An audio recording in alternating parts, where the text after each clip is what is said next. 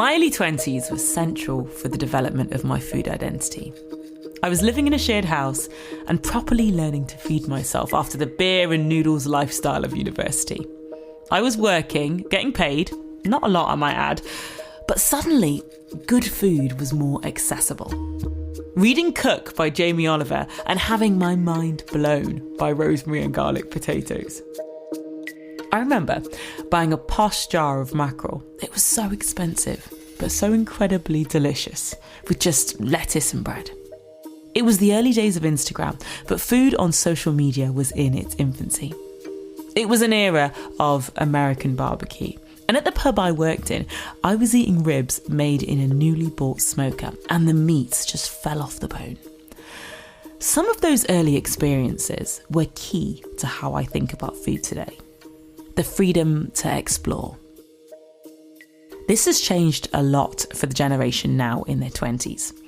I'm Jaega, and in this week's programme, we are looking at Generation Z. Those people from roughly 18 to 30 years old. These are young people who are entering adulthood in a very different context to their parents, or even the generation before them, millennials. There are a lot of stories in the media making sweeping claims about this generation's habits. How much they drink.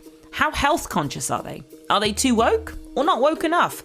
Have they turned their backs on traditional foods? Nearly a third of 18 to 24-year-olds have never tried a pork pie.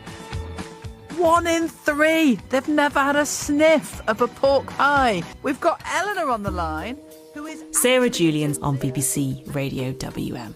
Some of you might groan at all this generalisation, but there are real material differences for this generation. The price of housing means that many of them are staying in the family home longer and longer in their 20s and even 30s, and nearly 1 million people aged 16 to 24 are not in education, employment or training. Unemployment hits a 5-year high, and the picture is particularly bad for young people. Almost 1 in 6 of young people who want a job unable to find one. That's its highest rate in over a decade, even higher than kind of during the COVID-19 pandemic. They are the first digital native generation, with most of them never knowing a time without smartphones and social media. I wanted to know how all this upheaval was affecting their food choices, what they eat and how they think about food. Before we start, a quick note on pronunciation. Let's settle this one now. Gen Z or Gen Z? So for the question of Gen Z versus Gen Z, the BBC pronunciation unit's advice is that both are fine. That it's because both are attested in British English, both are codified in several dictionaries, including the OED, the Oxford English Dictionary. But we do note that for some listeners at least, Gen Z will sound like an Americanism. Thanks to Kuhn from the BBC pronunciation unit. So either is right. So please hold your emails on this one, listener. We're plumping for the more British Gen Z from now on. First, I wanted to talk to someone who has thought a lot about this generation. Chloe Comby wrote a book on Gen Z, who are now roughly 18 to 30-year-olds, back in 2015. She's now working on a book on Gen Alpha, those currently under 16. She also writes a column about young people for The Independent. My name is Chloe Comby. I'm an author, columnist, speaker, and sometimes futurist. Could you explain what you do? It's a weird mishmash of things, really. Primarily, I think the sort of centre of my work is research. So a huge part of my work is spending a lot of time in schools globally and sort of youth organisations and working with lots of young people in all kinds of different social spheres. I think some of our audience will be a bit sceptical about generational theory. Could you explain why you think it's useful? I completely understand that. And obviously this notion that you can completely explain any kind of massive generational cohort with one descriptor doesn't necessarily make a huge amount of sense. But I actually do think it's an incredibly interesting and very useful way to think, because when you are born, and I think it's even becoming more so, is really, really influential in everything from your ability to buy a house, how you're going to get a job, how you learn, how you work, your likelihood of getting married or having children, your view on everything from gay sex to AI to, mobility. And what's really interesting is how quickly those things change. We hear a lot of difficulties for people in Gen Z with housing and employment. How bad is it? It's bad. And I think what's sort of frustrating for Generation Z is that the challenges largely aren't of their own making. They come in for an awful lot of stick. They're too lazy, they're too woke, they're too snowflakey. But the conditions that they've grown up in, staggering economic inequality, a receding job market, an incredibly challenging housing market with fewer and fewer houses to go round. So I think at the moment, there is a lot of anxiety and pressures around the Gen Z cohort. And how different are the conditions that Gen Z find themselves in compared with the other generations? I think the most significant thing is that all the kind of traditional markers of adulthood, which would have been renting and then buying your own place, getting into a long-term relationship, with someone maybe that you met like at university or at school or, your first workplace or through friends, the sort of traditional socialising patterns of young people, which is kind of going to pubs, clubs, and then, settling down and sort of having, your first child or your first two children. I think it's fair to say that every one of those things have shifted by at least a decade. So it is a very, very depressing and actually quite worrying absence of a kind of new generation of adults. And then, and when so there is all this sort of head scratching and navel gazing about why birth rates dropping, why marriage rates dropping, I think the answers are really obvious. So more and more Gen Zers, also known as Zoomers, are returning home to live with their parents rather than flying the nest for good. The think tank, the Institute for Fiscal Studies, recently calculated that almost half, some 43% of 25-year-olds were living back home in 2023 to 2024. That's up from 29% in 2006 to 2007. So what does it mean for how they are eating? Are mum and dad still the biggest influence on their culinary lives? Or are these young adults bringing to the family home new and perhaps more exotic flavours? This programme is going to look at how that relationship plays out when the worlds of boomer and zoomer collide in the kitchen. BBC reporter Esme Winterbotham, who's 25, lives at home in London with her mum and dad. She found out more about the everyday reality of living and cooking with your parents. When I was 18, the thought of moving out meant many different things. It meant having my own room, it meant waking up late, and it meant finally cooking for myself. But now, like many others in their mid-20s, I find myself back at home, which means I no longer control when I eat, what I eat, or who I eat with, and it doesn't look like that'll be changing anytime soon. So, what's it like?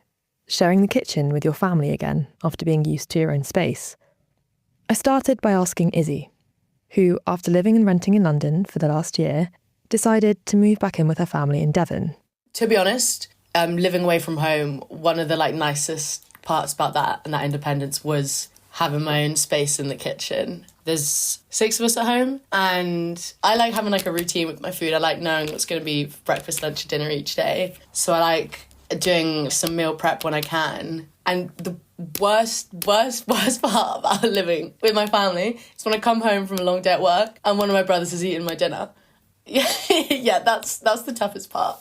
And to be fair, it doesn't happen so often these days because I'm writing in massive marker my name on my food, or I'm putting angry messages in the group chat. Do you think it's almost easier to get annoyed at your family about these things than it was at kind of your flatmates and friends? With your family, it's sort of you've known each other from the get-go. There's less boundaries, I think. I probably wouldn't, unless I was really annoyed, come in shouting at my housemate, I can't believe you've eaten this. I'd be silently resentful maybe. But also at the same time, I think you sort of build up an unspoken thing of what's okay and what isn't. I mean, your siblings can wind you up on a different scale to anyone else. So 6 adults living side by side again has taken some getting used to. I asked why they're all so keen to cook for themselves.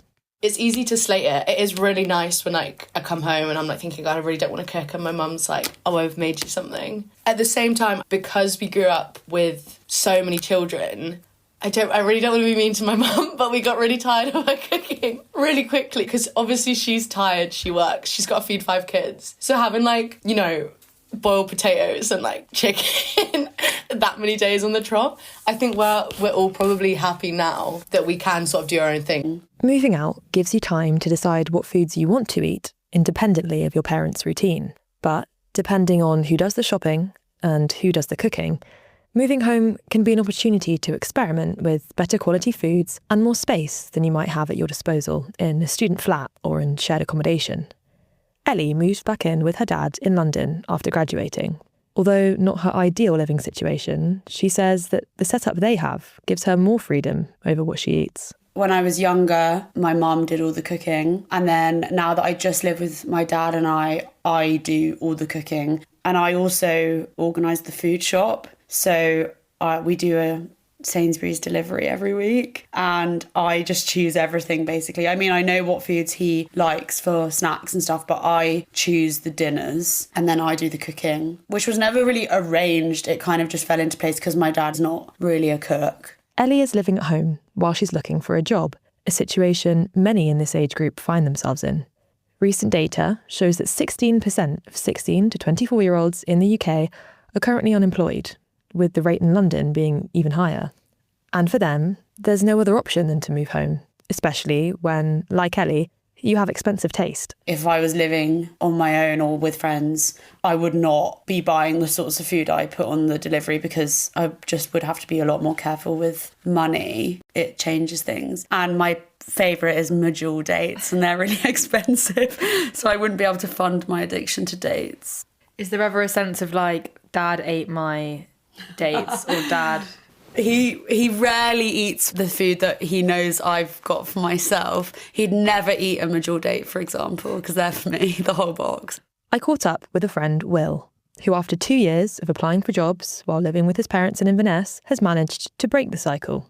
He's recently moved into a flat in Edinburgh and admits that the change was welcome. As nice as it was to move back home after uni and spend more time with my family, it's definitely been nice being able to find my feet again. He said that when he moved back into the family home, it was hard to find meals that both he and his parents would want to eat. I exclusively cook vegetarian food, whereas they've gotten into eating more vegetarian food, but still we do have meat in the diet that I would never choose to eat. And then in return, some of the vegetarian meals I was cooking, a lot of them were well accepted, but there were some things that, with dietary preferences, with, you know, carbs and other things as well, that maybe we wouldn't always agree on, you know, what would be suitable to eat as a family. So yeah, I did have to be more selective for sure in which recipes I chose. As we've already heard, the kitchen is a space where small things can quickly become big arguments, however petty they may sound. It was usually my dad cooking, and there was 1 or 2 times that we kind of just clashed over cooking techniques, you could say. One example would be that once I had a recipe and I had some carrots for making a curry, and the recipe said, wash the carrots but don't peel them. And I'm used to peeling them, and I thought my parents would probably want me to peel them so they're more likely to be clean. And when my dad found out, we got in a big argument because he thought, you know, you have to follow the recipe, and I was losing nutritional content and all this other stuff. Just funny moments happen, I guess, when you're with your family. In my case, I moved back almost 3 years ago. Like many others, I thought it would be temporary, and I still haven't properly unpacked my things. At university, I cooked a lot. I planned my weekly food shop, had friends around for dinner, and ate the foods I wanted. And coming home, you find yourself falling into old habits. It's nice to be cooked for, but no 25-year-old really wants to be called down for meals or still ask their parents what's for dinner. It's one thing to hear from frustrated 20-somethings who seem to think living at home is the worst thing imaginable, myself included, which is why I decided, in a career first, to interview my parents. It was hard in those transitional years when everyone was sort of growing up and moving out, and I would then still do a family shop, and then I'd make a meal and no one was here. And then I realized I was wasting food. So then I scale it back depending on if there's 2 kids living at home or 1, or, you know, it's like I can't keep up sometimes. It would be nice to know when your kid's going to be in, but you don't want to ask them that because you feel like you kind of you're being on their back about where they are and what they're doing and when they're going to return. We had a WhatsApp chat where we would, in the morning, say who's in for dinner so that I'd know whether to cook for 6 people or 2 people, because that was getting frustrating. Would you say you still like to be the person that does the cooking? I'm a little bit of a control freak in the kitchen, it must be said. No, I mean, I'm the one who does the shopping, so I guess in a way I'm making those decisions. When it gets difficult is when someone decides to be vegan for a month or gluten-free or something, and then you're like, okay. And then I try to respect that, but it's really difficult to cater for that when I've kind of have a habit of many, many years of cooking in a certain way, and I just keep doing that. I think we're also very used to eating together, and we wouldn't necessarily come home and cook for ourselves. And if we did, that would maybe be a strange thing to do. If I came back from work and you had cooked for yourself and then left, I might think that was a bit rude. I might think that you might as well have cooked for me. I haven't done that. No, you haven't. When it comes to the point where everyone has moved out, I think I'll find that quite depressing. Something about feeding your children. It's just what you want to do. It's just what I feel like it's my purpose, to make sure you're fed and cared for. It's just, that'll never go away. I think it'll be sad, but then hopefully there'll be a point when I'll have grandchildren. Oh, God. Come to stay, and then I'll feed them.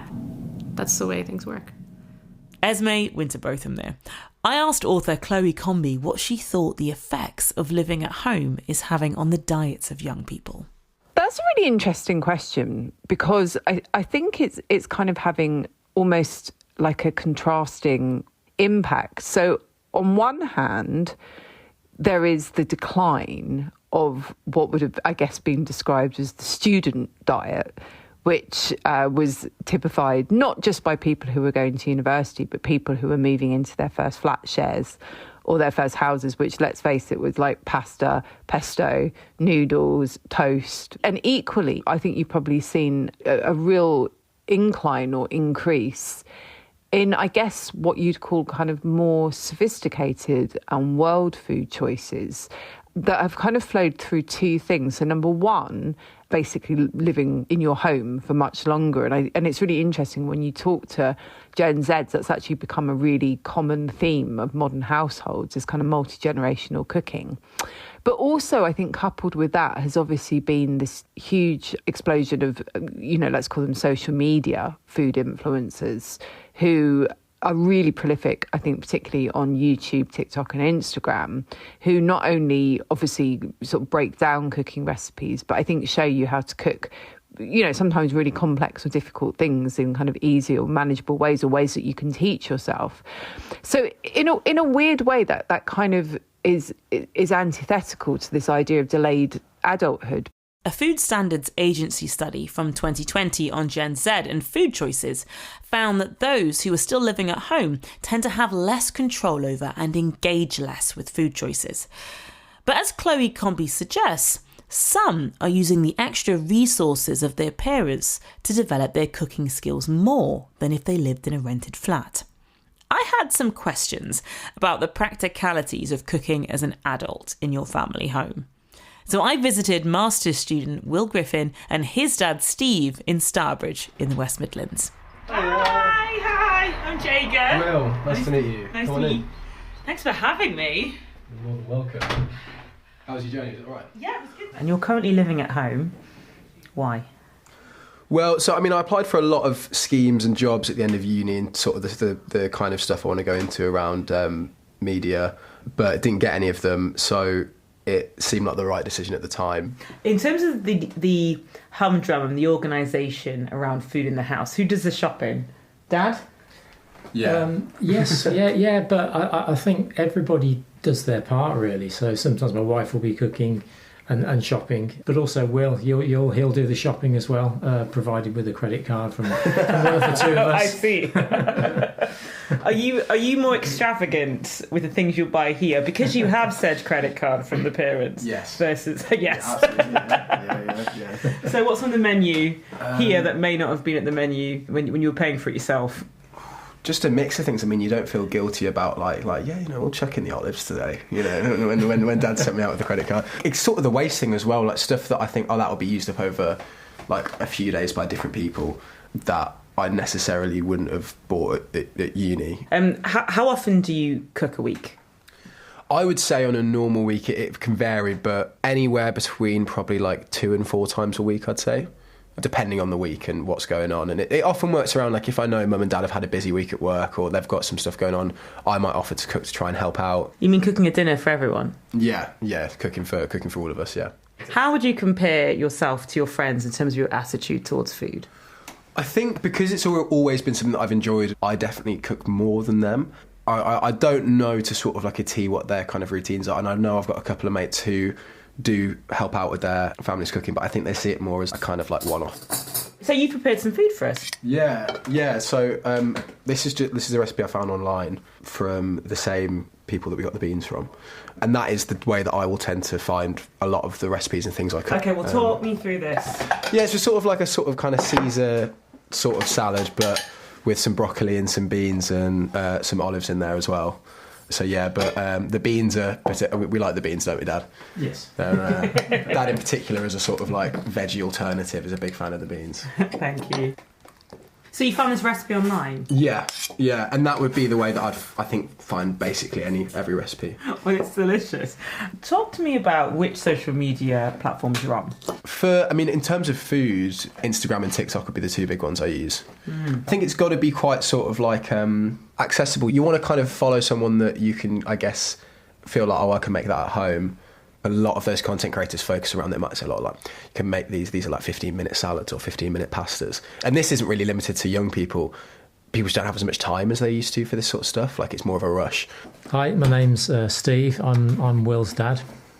Well, let's bring you in on the conversation. So what's it been like for you having Will at home? And don't look at him, be honest. It's been really nice to see him come back from university and to see the ways in which he's grown up. But also from the food perspective, he can cook well, and he does cook, and it's a great thing. We were coming back from a weekend away the other week, and he got in touch with us and said, do we need something to eat? Is there an expectation that your child is going to come back home in their mid-20s up to 30s? I think there is. I think now is almost an acceptance that for a multitude of financial reasons. But I'm curious between some of the differences in general food habits between the generations. Any major differences between you? I guess that there are certain sorts of, takeaways, for example. When I grew up, we didn't have takeaways. There's an element of that now where we will occasionally have a takeaway, and it sort of expands your horizons as well, and the options are quite wide. Yeah. So your horizons have been expanded. I think that's true. Yeah. I think that's true. Yeah, like I love like ramen and noodles and anything really to do with that. Since you came home, those are things that you've cooked for us, and it wasn't something I'd experienced before. Like gyoza as well. Gyoza. I was thinking of that. Yeah, but we've had you've cooked some lovely meals with those in. So. With people living at home, there is more sharing between the generations, and that can be a positive thing. Absolutely. Eating out with friends or partners was an attainable luxury for people in their 20s. But with so much pressure on finances, is this something young people are now avoiding? I don't think we don't really. I can't remember the last time I went out to eat with my friends. The closest you would get to that is like if we'd been to the pub, they would like say if we were at like a Wetherspoons, they might order food there. But I can't remember the last time that I ate out with my mates, really. So food is not a thing that draws you together? Not really, no, and that's probably from a cost perspective more than anything. Like a lot of my friends are either saving or maybe don't have a part-time job at the moment, so it isn't really a consideration for us. Like we would go out to eat as a family and we do pretty regularly, but when I'm not paying, yeah, absolutely. It's not something that me and my friends would consider from like a cost perspective. I asked author Chloe Comby if she thought a lot of young people were missing out on restaurants altogether. But no, absolutely. And I mean, I don't think it's a particularly complex reason why, even lots of kids kind of, somewhere in the middle just don't visit restaurants because they've become wildly expensive. Like if you go now to a chain restaurant and there's two of you and you get 2 starters, 2 mains and a bottle of wine, or, you're not really getting any change from £100 anymore.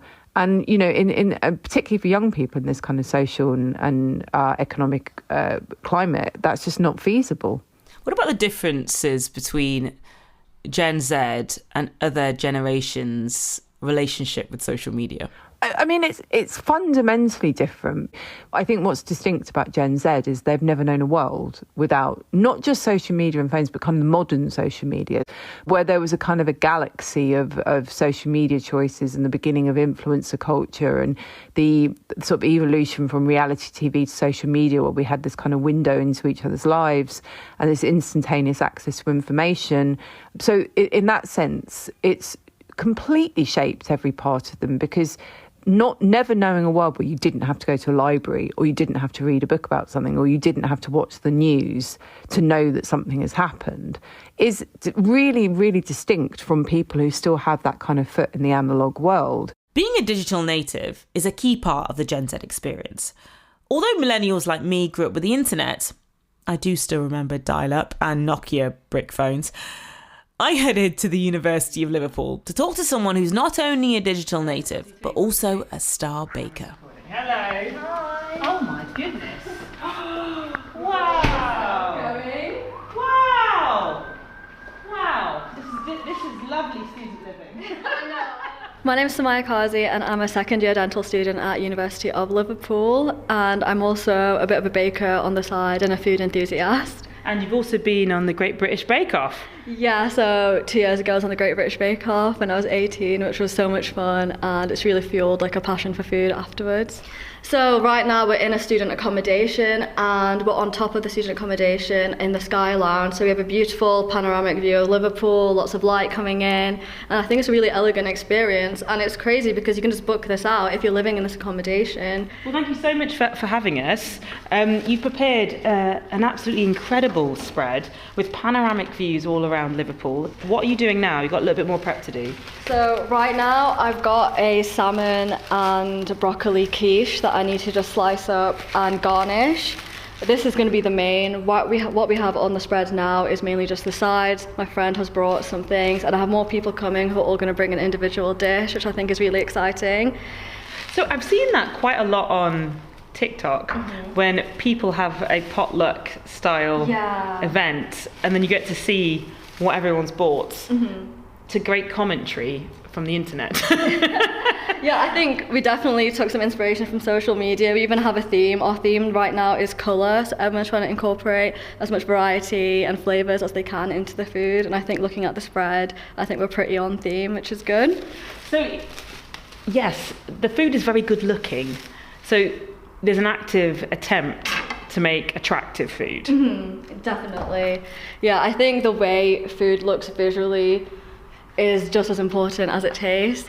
I mean, the way I learned how to cook and bake was through the internet, and the way a dish catches your eye is first through the eyes. So it's a very important thing that I will always emphasise whenever I'm cooking something, and especially posting on social media, which of course we're all going to do afterwards. Yes, we are. Yes, we are. What are you doing for the drinks? Okay. For the drinks, we're keeping it simple with some pink lemonade that my friend is bringing along with her. So, yeah. I think none of us really drink. Interesting. Yeah. So it's a very fancy, dry, skyline dinner. Yeah. And what are you doing here? So you have a quiche you're slicing. So I have the hard part now. I'm trying to flip this quiche upside down. Let me film this. We're talking about social media. Let me get it on tape. Okay, 3, 2, 1. Oh, perfect. Yay! Oh my goodness. No soggy bottom. No soggy bottoms here. No soggy bottoms here. What has drawn you to cooking? Why do you like baking? My entire life, I've always wanted a creative outlet. And for me, baking and cooking and just creating something with your hands is a way to kind of express yourself. And it's also a source of mindfulness as well, especially in a world that's really stressful. And going through the COVID pandemic as well, baking is what got me through it. And it's also been a way to communicate with people too. And I've made a lot of friends through my baking and sharing it with the world. So it's been a really big blessing in my life. This idea of mindfulness, do you think it's something that your generation is looking for? Definitely, yes. Mindfulness and just creative outlets are definitely a big growing field in my generation. I mean, the rise of almost granny hobbies, we kind of coined it, on social media, like crocheting, baking, making sourdough, sewing. And I think it's kind of a rebellion almost against the kind of fast-paced nature of everyday life. I mean, we're slowly entering adulthood now. We're facing the realities of being in work, being in university. And I think there is a bit of disillusionment as well, as in we do feel a bit like pessimistic and disappointed of where we've ended up. And having these so-called granny hobbies kind of just feels like a return to a slower lifestyle. Is it quite hard to make friends when so many people are on their phones all the time? I feel like social media is both a positive and a negative in trying to foster new friendships with people. It's great as a way to connect with people with similar interests to you. So I've made a lot of friends who love food, who love cooking just as much as I do.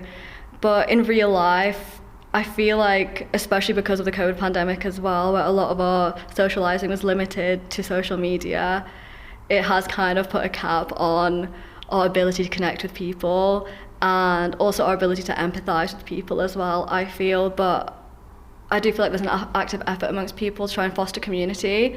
That's why you see the rise of like dinners like this, supper clubs. I feel like it's a way to kind of gain that community back and just have face-to-face interaction with people. We'll return to Sumaya and her friends in a bit. First, I wanted to find out more about the food choices for the students in Liverpool. So I went to the Guild of Students at lunchtime.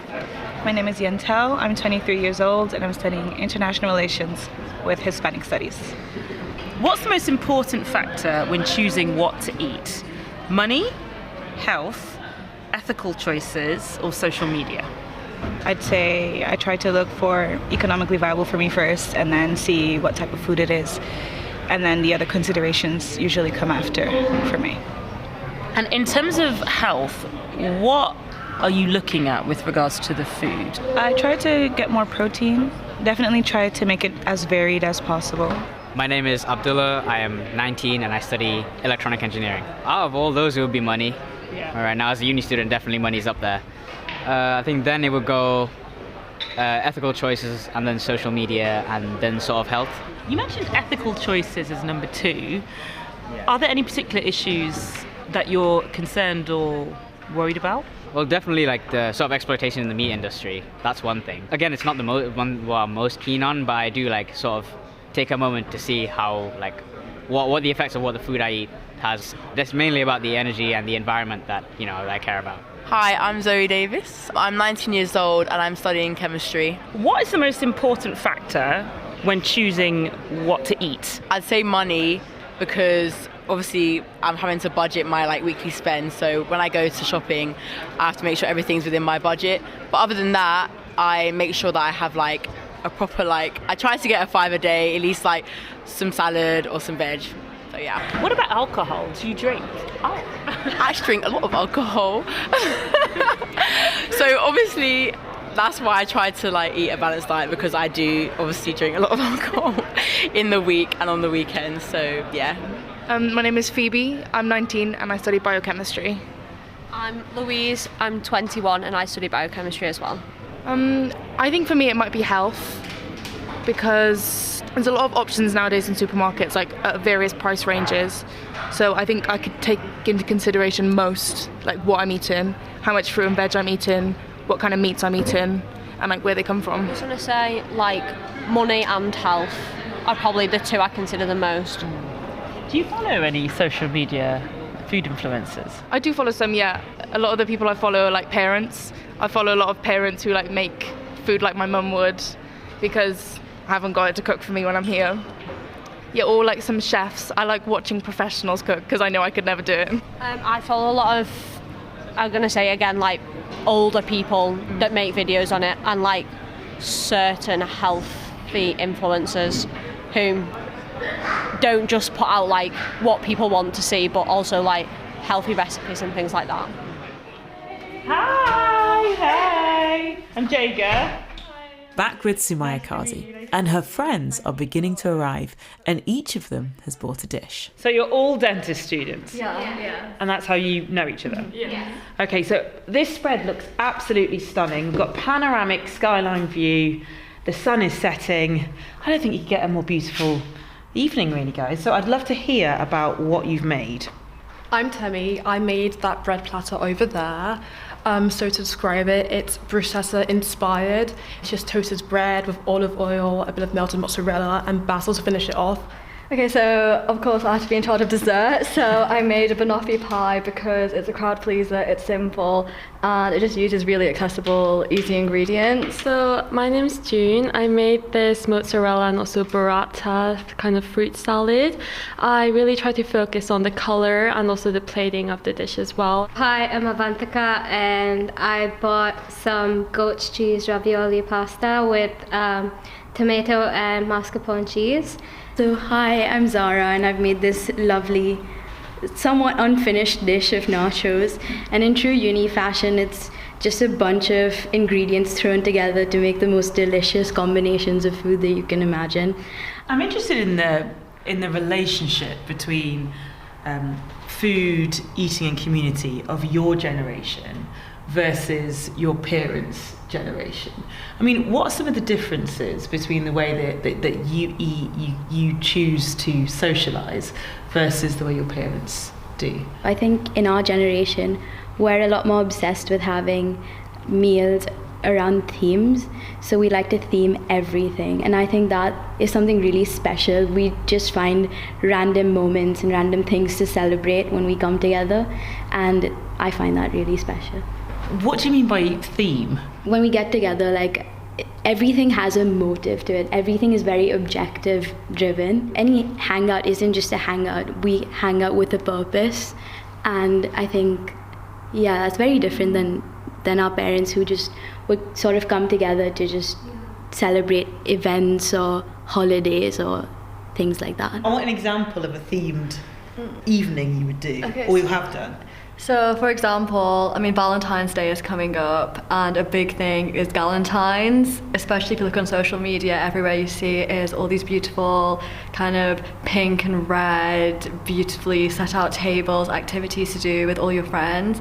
And I feel like that's something that I've done before, where you make everything pink and you dress in pink and you have themed activities. That's a big one. And I think, like Zara said, it's just about finding little things to celebrate and creating moments to look forward to in a busy and stressful life. So just carving that time out and being very intentional with it, because I think nowadays it's kind of harder to have spontaneous hangouts. There's distance between people, not only just physically but also emotionally as well. So having a time where everyone can get together and have something that unifies us just makes kind of life worth living a bit more. Mm-hmm. I wonder where that comes from, because that is very different. So as in, like, meeting together like this, having a theme, for example, that's very different, like, versus my generation. I'm a millennial, so I'm only one generation up from you. I mean, I wonder what's happened socially that's kind of fostered that way of eating. I think social media might be a big thing. So if we eat together, then maybe take a picture, post it on social media. I think aesthetics is a big thing. So a lot of people, they want it to be a really, really nice picture. So for example, like Sumaya said, Galentine's, even the ingredients of the food, they want it to be kind of a pinky color. Like strawberries is the number one ingredient, I'd say. So yeah, just setting everything up. We have here candles, flowers, and just making that into a big whole picture, posting that on Instagram, for example, I think is a big reason why people might have themed kind of dinners or meals together. I was just gonna add on to the theme point of view of it. So I feel like even when we go out to restaurants, the aesthetics of the restaurant plays a huge role in it. And the way they present their food so that you get cute pictures out of it. So I feel like I've seen a lot more newer restaurants that are coming up try and advertise restaurants based on their aesthetics and not just food. And I think for our generation, it does influence if you would go to the restaurant or not. So. Really? Even over the quality of the food, you think? No, I think the quality of food definitely does matter. But say if you're picking a restaurant for the first time, you would try and look to see if you get good pictures there, try and see what the vibe of the place is like, and then decide if you would want to go. So it's not just the food anymore. I feel like it's the ambience and the surrounding as well. So when you get together and you're like a dinner like today where everything is so beautiful, I know everyone's phone is going to be out taking pictures, etc. Is there a moment where you like put the phones down, now we're eating?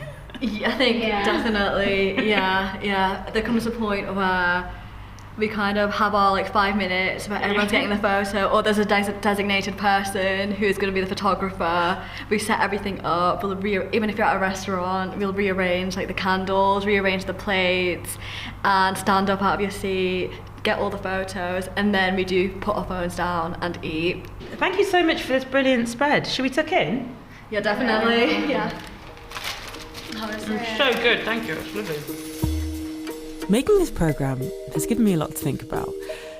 Gen Z is struggling to make its way in the adult world like no generation that's gone before. Higher rents and fewer jobs are forcing the young back into the parental home, just when they thought they were free. And as we've been hearing, this can lead to a clash of food cultures. I was struck by Izzy talking about their endless nights of chicken and boiled potatoes cooked by their mum. And Will in Starbridge bringing home gyoza and noodles for his delighted dad. Or even Sumaya and her student friends in Liverpool arranging their own themed food evenings driven by social media, but also trying to connect in a world where some young people feel disconnected. Perhaps then this is one positive to take out of the Gen Z predicament. Their ability to bring new ideas and influences to the table. Maybe, just maybe, Gen Z have the power to make those shared meal times at home much more interesting and delicious. And a world apart from chicken and boiled potatoes.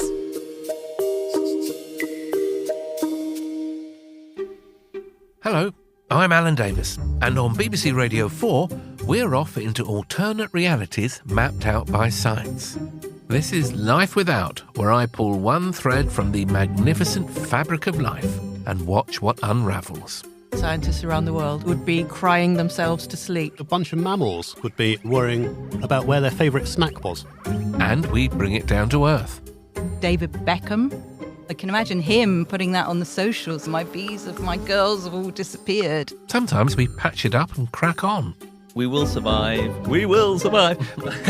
Humans are ingenious. That is our hallmark property. We should prize above everything else. But sometimes it's bigger than us. Join me to find out just how far the unravelling can go. Subscribe to Life Without on BBC Sounds.